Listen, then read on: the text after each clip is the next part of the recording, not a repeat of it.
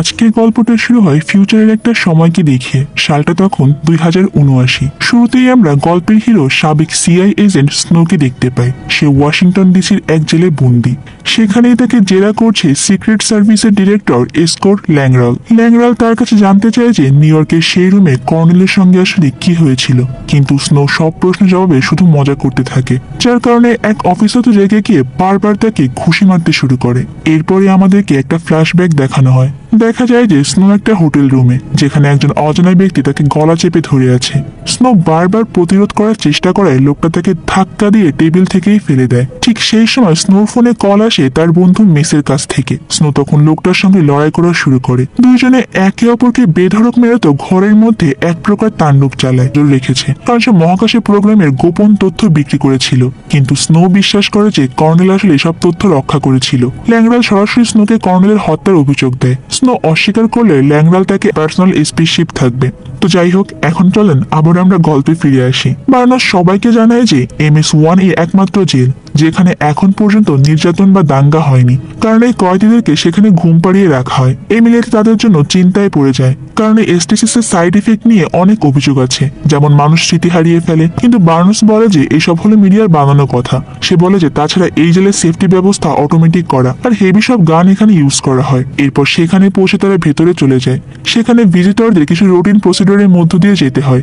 সবশেষে এরপর তারা উঠে যায় তৃতীয় তলায়। এমিলি তখন এক লোক আবার এমিলিদের বন্দি রুমে চলে যায়, যেখানে ক্যাথরিন এমিলির পায়ের ক্ষতর ব্যান্ডেজ করছিল। তখন লোকটা এমিলির গায়ে ল্যাব কোট দেখে ধরে নেয় যে সে হয়তোবা ডাক্তার, আর তাকেই ধরে নিয়ে আসে অ্যালেক্সের কাছে। এমিলি সেখানকার পরিস্থিতির পিছু নিয়েছে। সে চলে আসে টর্শন সিস্টেমে, যেটা কৃত্রিম গ্র্যাভিটি দিয়ে তৈরি করা। তখন উড়ে যাওয়ার সময় কয়েদিরা লাফিয়ে পড়ে তার উপর, আর ভাসমান অবস্থা তাদের লড়াই শুরু হয়ে যায়। স্নো তখন ওই কয়েদিটাকে ছুড়ে ফেলে দেয় আর নিজেই এক্সিটের কিনারা ধরে ফেলে। কয়েদিটা আবার তার পায়ে ঝুলে পড়ে।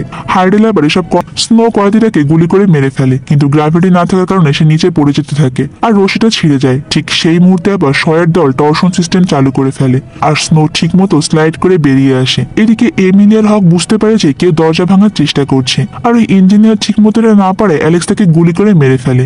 এমিলি রুমে তখন অক্ষণই অ্যালেক্স আর তার লোকেরা এসে পড়ে। স্নো চেষ্টা করে নিজেকে রক্ষা করতে, কিন্তু একটা গুলিতে সে পড়ে যায়, আর অ্যালেক্স তখন এমিলিকে নিয়ে চলে যায় কন্ট্রোল রুমে। আর ওই নিচে পড়ে থাকা অবস্থায় স্নো জ্ঞান ফিরে পায়। তখন একটা সিকিউ চ্যানেলে তার সঙ্গে কথা বলে। সে মেসের খোঁজ নেয় আর তারপর স্নোকে জানিয়ে দেয় যে কিভাবে পালাতে হবে। এদিকে কন্ট্রোল রুমে অ্যালেক্স কথা বলছে ল্যাংরালের সঙ্গে। ল্যাংরাল তখন হামলার হুমকি দেয়, আর তখন অ্যালেক্স এমিলিকে বলে তার বাবাকে বলে হামলা বাতিল করতে, কিন্তু এমিলি বলে যে পুরো প্রিজনটা উড়িয়ে দেওয়া উচিত। এদিকে এলওপিডি শিপে তো প্রেসিডেন্ট হামলার অনুমতি দিতে রাজি হয় না। তখন ল্যাংরাল তাকে তার দায়িত্ব থেকে সরিয়ে দেয়, কারণ সংবিধান অনুযায়ী যদি প্রেসিডেন্ট জাতীয় নিরাপত্তার চেয়ে ব্যক্তিগত বিষয়কে অগ্রাধিকার দেন তাহলে তাকে সঙ্গে সঙ্গে সরানো যায়। আর ল্যাংরাল তখন নিজেই হামলার অনুমতি দেয়। অ্যালেক্স আর হাতো অ্যালেক্সের সঙ্গে ঝগড়ায় জড়িয়ে পড়ে। হাইডেল তখন তার ভাইকে ছুরি মেরে দেয় আর তারপর এমিলির দিকেই তেড়ে আসে। ঠিক তখনই সেখানে স্নো এসে পড়ে আর সময় মতো এমিলিকে বাঁচিয়ে হাইডেলকে আছাড় দিয়ে অজ্ঞান করে ফেলে। এদিকে MS-1 কে চারপাশ থেকে আক্রমণের জন্য ঘিরে ফেলে। স্নো আর এমিলি তখন সেই রুমে চলে যায় যেটার কথা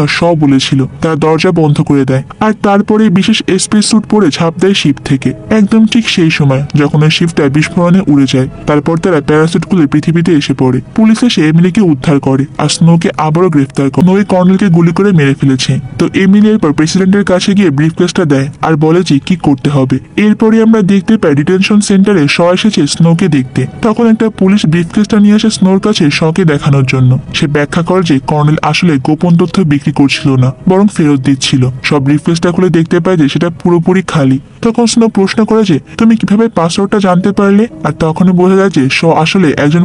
স্নো এখন নির্দোষ প্রমাণিত। সে জেল থেকে বেরিয়ে আসে আর একটা সিগারেট ধরাতে চায়। ঠিক তখনই দেখতে পায় যে সে লাইটারের ভেতরে একটা গোপন SD কার্ড, আর সেটাই ছিল আসলে এই জিনিসটা যেটা কর্নেল তাকে রক্ষা করতে বলেছিল। হঠাৎ করে এমিলি সেখানে এসে পড়ে আর বলে যে সে জেনে গিয়েছে স্নোর আসল নাম মারিয়ন। আর তারপরে দুজনে হাসতে হাসতে সেখান থেকে বেরিয়ে যায়। আর আমাদের আজকের এই দুর্দান্ত মুভির গল্পটাও এখানে শেষ হয়ে যায়। তো বন্ধুরা, গল্পটা তোমাদের কাছে কেমন লেগেছে, আর এখানে কার ক্যারেক্টার তোমাদের কাছে সব থেকে বেশি ভালো লেগেছে সেটা কিন্তু আমাকে কমেন্ট করে অবশ্যই জানিও। তো দেখা হবে অন্য কোনো। বেশি ভালো থাকবে এবং নিরাপদে থাকবে।